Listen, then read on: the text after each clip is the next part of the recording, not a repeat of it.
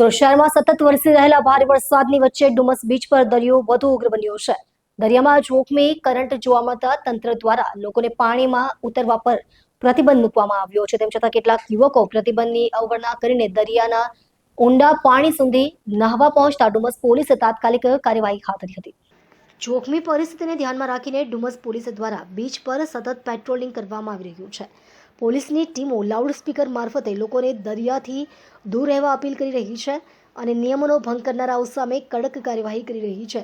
દરિયામાં ઊભા થયેલા ભારે કરંટને કારણે કોઈ દુર્ઘટના સર્જાય નહીં તે માટે પોલીસ તંત્ર સંપૂર્ણ સજ્જ બન્યું છે અને પ્રતિબંધ હોવા છતાં દરિયામાં અંદર સુધી નહાવા ગયેલા યુવકોને બહાર કાઢી તેમની સામે કાયદેસરની કાર્યવાહી કરવામાં આવી હતી. પોલીસે લોકોને અનુરોધ કર્યો છે કે ભારે વરસાદ અને તોફાની દરિયાની સ્થિતિ દરમિયાન પોતાની તથા પરિવારની સુરક્ષાને પ્રાથમિકતા આપો, તંત્રની સૂચનાઓનું પાલન કરો અને પ્રતિબંધિત વિસ્તારમાં પ્રવેશ કરવાનું ટાળો. નિયમોની અવગણના જીવલેણ સાબિત થઈ શકે છે.